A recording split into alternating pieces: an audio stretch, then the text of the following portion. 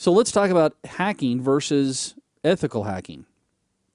Now, as I travel around, I'm that annoying guy in the airplane that introduces himself and says things like, so where you go? What do you do for a living? And usually comes back around where they say, so what do you do for a living, Dale? And I tell them I'm an instructor, I'm a trainer, and I train different types of technologies.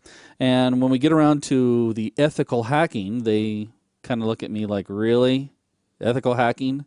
That sounds like an oxymoron. And I kind of see that, but you have to understand or have a good definition of what hacking is.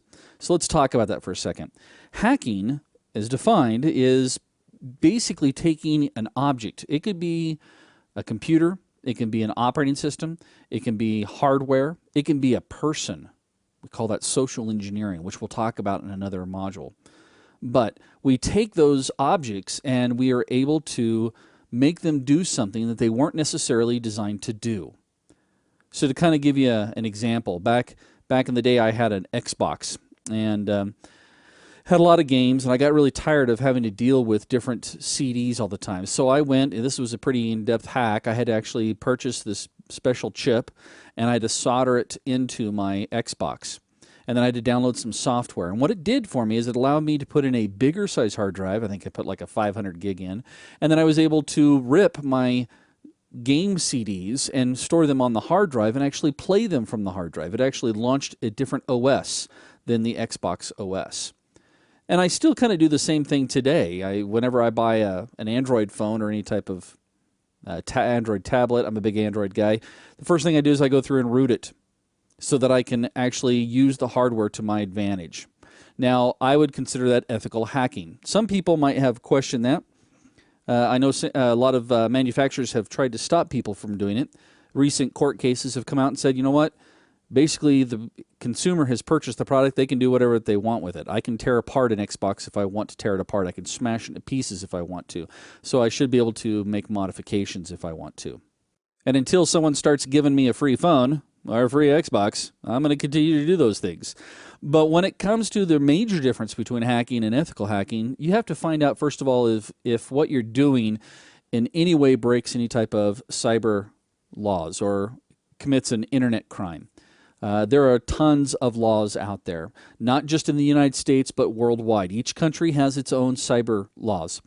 The concept here, or the thing you got to be tricky about, or that's tricky about this concept, is that many times when you do a hack or when a hacker attacks you, he's actually in violation of 2 counts of that law.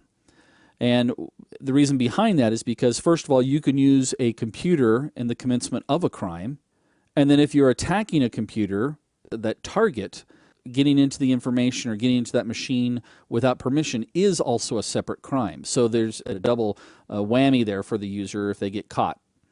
So you want to ask yourself, is the thing that I'm about to do, let's say that you learn something really fun and interesting during these modules, you learn how to go through and do an SQL injection. Well, if you try to do that SQL injection against somebody's network that you don't have permission to, you're going to be in trouble. So that would be hacking. Ethical hacking, I'm going to use these same skill sets and try to do an SQL injection attack against my SQL server and see if that works or doesn't work. Or maybe I hire somebody to come in to do a pen test or a penetration test, which is just going through and pretending like they're a hacker trying to get in. I've given them permission, therefore I'm ethical at that point. We also have to be concerned about intellectual property. If your goal is to take intellectual property or modify intellectual property, again, you're going to be in trouble. This is the big thing that we're trying to protect nowadays.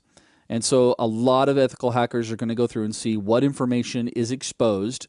And believe it or not, information gets exposed. I don't care what you have out there deployed, something can be exposed. So if you were to take a look at ethical hacking, it's basically the process of going through and testing and checking a network infrastructure for any type of possible loopholes or vulnerabilities. And we'll talk about vulnerabilities here in just a second.